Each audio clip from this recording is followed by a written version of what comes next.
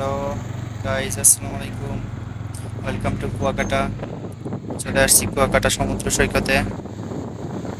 আমরা এখন যাচ্ছি সমুদ্রে গোসল করার জন্য। এর থেকে বের হইলাম, বের হইয়া সামনে যাচ্ছি। যেহেতু বাইক নিয়ে আসছি, সে আমরা সমুদ্র সৈকতের আশেপাশে চারিপাশে ঘুরবো, ঘুরে ঘুরে আপনাদেরকে দেখাবো। কুয়াকাটা অনেক সুন্দর একটি জায়গা, যেখানে অনেক নিরিবিলি থাকা যায়। পরিবেশটা খুবই শান্ত, মানুষজন খুব কম। কক্সবাজারে গেলে তো দেখা যায় অনেক মানুষ থাকে। এর জন্য আপনি শান্তি মতো ঘুমাতে কিছু দেখতে পারেন না। তো সেক্ষেত্রে খুবই নিরিবিলি পরিবেশ, যেখানে আপনি ঘুরে অনেক মজা পাবেন। মানুষজন সবসময় কম থাকে। তো আমরা বাইক নিয়ে গেছি, যেহেতু আহ, আশেপাশে যত এলাকা আছে দেখার মতো কিছু কিছু জায়গাতে আমরা যাবো। দেখতে থাকেন ভিডিওটা পুরাটা। বরিশালের অনেকটি জায়গায় দেখাবো আমরা, যে এখন আমরা সমুদ্র সৈকতে ঘুরছি, গেস্ট করে চলে আসছি। দেখেন যে সমুদ্রের পাড়ে আছি, বাইকটা এক জায়গাতে রাখলাম। সেই সমুদ্র খুবই কম পর্যটন এরিয়া থেকে দূরে চলে আসছি। ভিউটা দেখেন কি অস্থির, দেখতে থাকুন।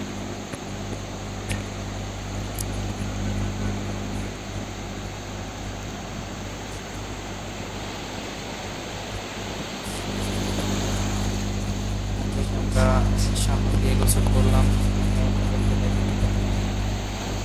হচ্ছে আমরা তখন মোবাইলের চার্জ ছিল না।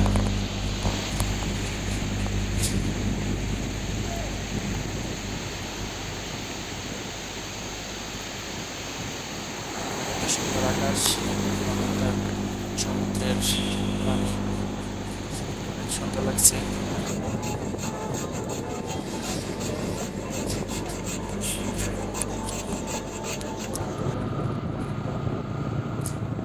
আমরা আইসক্রিম খাইলাম, গরমের মধ্যে আইসক্রিমটা অনেক মজা লাগলো। তো বিকালে চলে আসছি, লাল কাঁকড়ার বিচে যাচ্ছি। এখন তো ওইখানে গিয়ে লাল কাঁকড়ার দেখা পাইলাম না, একটা দুইটা দেখছি, কিন্তু মনে করছিলাম আরো অনেক বেশি দেখবো, কিন্তু ওই পরিমাণে আমরা দেখতে পাই নাই।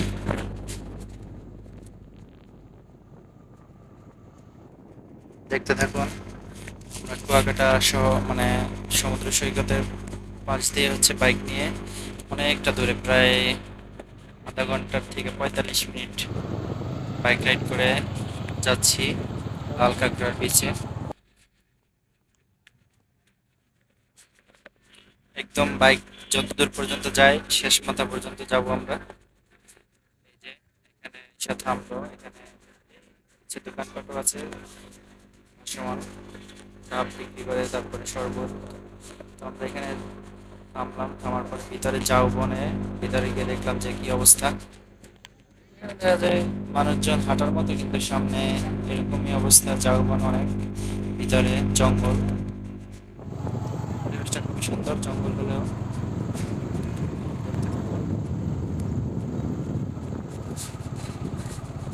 ভিতরে অনেক মানুষও গেছে। তো আসার পথে দেখেন সমুদ্রের পাড়ে একজন নামাজ পড়তেছে। এখান থেকে চলে যাচ্ছি, আবার ফিরে যাচ্ছি কক্সবাজারের, সরি কক্সবাজার না, কুয়াকাটা। কুয়াকাটা সমুদ্র সৈকতের যেখানে আমরা হোটেলের কাছাকাছি চলে যাচ্ছি।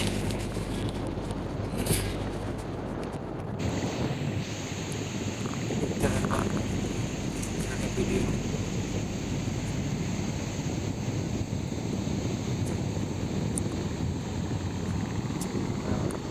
সূর্য ডোবার পরে ভিউ নিলাম, দেখেন কত সুন্দর লাগতেছে। খালি চোখে দেখলে আপনি অনেক সুন্দর, ক্যামেরাতে কিভাবে দেখতেছেন বুঝতেছি না, কিন্তু ওইখানে আমরা যখন ছিলাম তখন এটা অনেক সুন্দর লাগছে, যেটা বলার মতো না।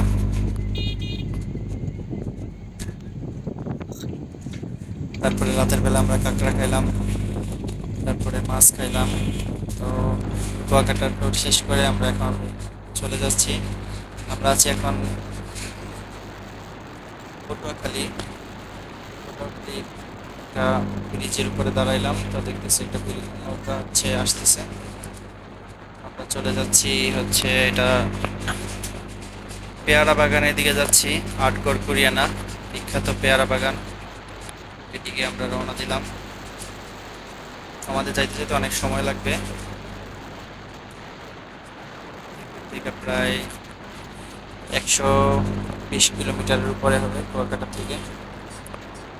সব ভিডিও তো আর আপনাদেরকে দেখানো যায় না, তাই আমরা হচ্ছে কেটে কেটে দেখাচ্ছি। চলতেছি আটগড় কুরিয়ানা পেয়ারা বাগানের দিকে, দেখতে থাকুন।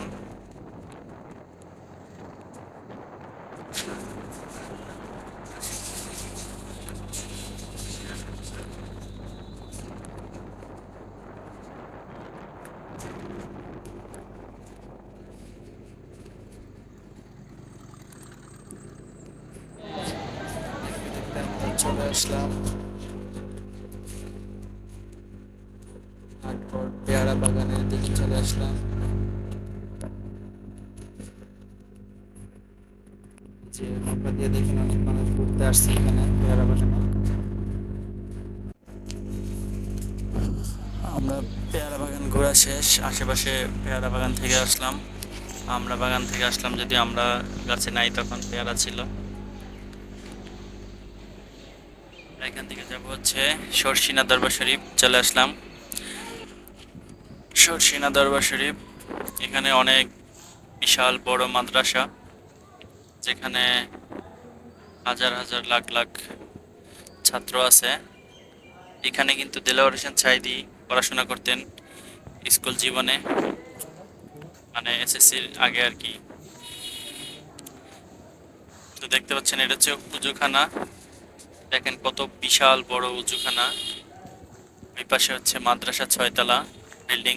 ছয়তলা বিল্ডিং কিন্তু এখানে মনে হয় কমপক্ষে চারপাশে ঘুরে 3-4টা করা আছে। ওই পাশে আছে, মানে বিল্ডিং আছে এরিয়ার মধ্যে অনেকগুলা, 15-20টা বিল্ডিং তো হবেই এরকম বড় বড়। তো বুঝেন এবার কত মানুষ এখানে আছে আর কি। বিশাল বড় এরিয়া নিয়ে সামনে কিন্তু একটা মসজিদ করতেছে, এটাতে মনে হয় 50,000-1 লাখ মানুষ নামাজ পড়তে পারবো। সামনে একটা মিনার বানাইতেছে, মিনারটা দেখেন কত সুন্দর, অনেক বড় করে বানাইতেছে।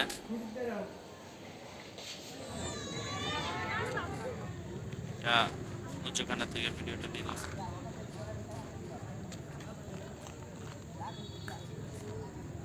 এখানে আপনারা ঘুরতে আসতে পারেন, দেখতে পারেন কত সুন্দর। এখান থেকে আমরা যাব